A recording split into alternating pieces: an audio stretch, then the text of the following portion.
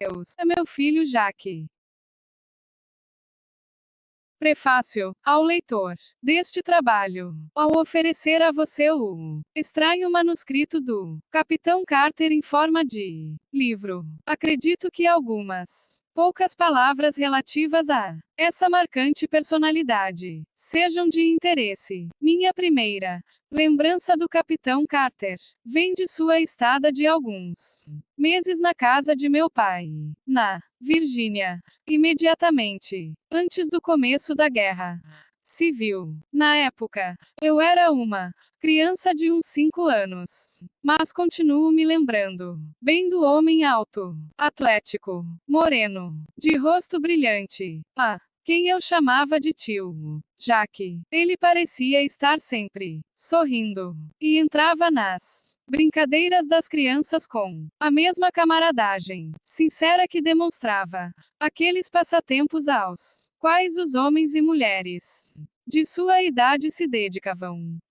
Então, ele se sentava por uma hora inteira entretendo minha velha avó com histórias de sua vida estranha e perigosa indo afora. Todos o amavam, e nossos escravos praticamente veneravam o chão no qual ele pisava. Ele era um esplêndido exemplo de masculinidade, chegando a quase 1,90 m de altura, de ombros largos e quadril estreito, com o porte de um lutador bem treinado. Suas feições eram regulares e bem definidas. Seu cabelo preto cortado, rente, enquanto seus olhos eram de um cinza aço, reetindo uma personalidade forte e leal, cheia de fulgor e iniciativa.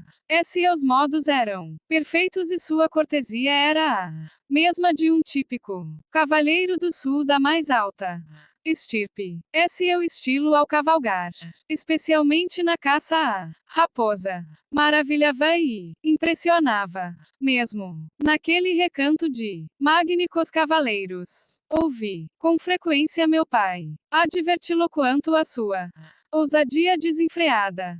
Mas ele apenas ria e dizia que a queda que o mataria seria causada por um cavalo que ainda não havia nascido. Quando a guerra começou, ele partiu e não o vi novamente pelos próximos 15 ou 16 anos. Quando retornou, foi sem aviso. Fiquei bastante surpreso ao perceber que ele não havia envelhecido sequer um segundo, que suas feições não haviam mudado. Quando estava na companhia de outros, ele era o mesmo camarada genial e feliz que conhecíamos há tempos, mas quando cava a sós com seus pensamentos, eu o via sentar-se por horas olhando o nada, seu rosto assumindo um ar de espera melancólica e completa desolação. E à noite, ele se sentava olhando para o céu procurando o que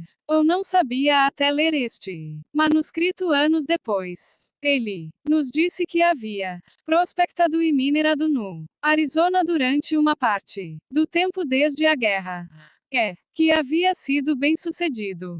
Era evidente dada a quantia ilimitada de dinheiro que possuía. Quanto aos detalhes de sua vida durante esses anos, ele era reticente. Na verdade, ele não falava sobre isso, em absoluto. Ele ficou conosco por cerca de um ano e então foi para Nova York, onde havia adquirido um recanto às margens do Hudson. Passei a visitá-lo uma vez por ano, quando viajava para Nova York, onde, na época, meu pai e eu comprávamos suprimentos para abastecer nossa rede de lojas de departamentos no estado da Virgínia. O Capitão Carter tinha uma pequena, mas bela, casa em uma escarpa, debruçada sobre o rio. E em uma das minhas últimas visitas, no inverno de 1885,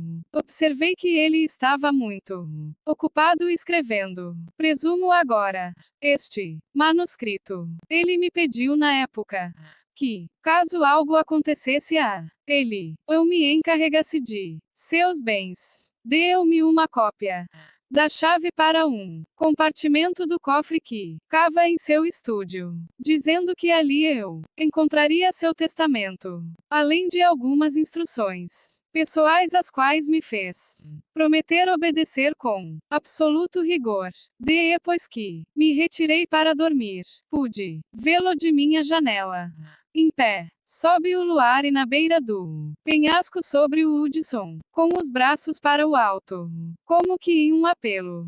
Pensei que estivesse rezando, apesar de nunca ter imaginado que ele fosse um homem religioso, no sentido estrito da palavra. Vários meses depois de retornar para casa após minha última visita, creio que por volta do dia 1 grau de março de 1886, recebi um telegrama dele me pedindo que voltasse imediatamente. Sempre fui seu favorito entre a geração mais nova dos Carters. Então me apressei em cumprir seu pedido.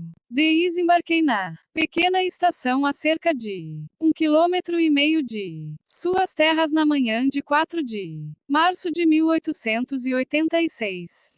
E quando pedi ao cocheiro que me levasse até o capitão Carter, ele respondeu que, caso eu fosse algum amigo do capitão, teria notícias muito ruins a dar. O capitão fora encontrado morto pelo vigia de uma propriedade vizinha, logo após o amanhecer daquele dia. Por alguma razão suas palavras não me surpreenderam, mas apressei-me para o local o mais rápido possível para poder cuidar do corpo e dos serviços. Encontrei o vigia, que o havia descoberto junto a um policial local e a vários cidadãos reunidos em seu pequeno estúdio. O vigia relatou os poucos detalhes ligados ao corpo que, segundo ele, ainda estava quente quando o achou. Estava deitado, disse ele, estirado na neve, na direção da escarpa,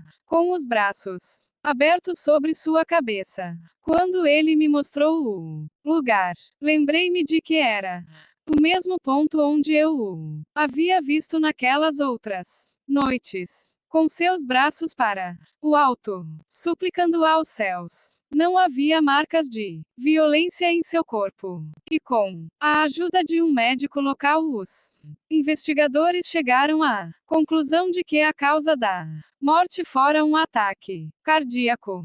Sozinho no estúdio. Abri o cofre e retirei o conteúdo da gaveta onde ele havia dito que eu encontraria. As minhas instruções eram, em parte, realmente peculiares, mas a segui com máxima dedicação até os últimos detalhes. Ele me orientava a levar seu corpo para a Virgínia sem embalsamá-lo, e que fosse colocado em um caixão aberto, dentro de uma tumba que ele mesmo havia construído previamente. A tumba, como ou saberia posteriormente, era muito bem ventilada. As instruções me obrigavam a supervisionar pessoalmente os serviços, tal como fora pedido, mesmo que em sigilo, se necessário.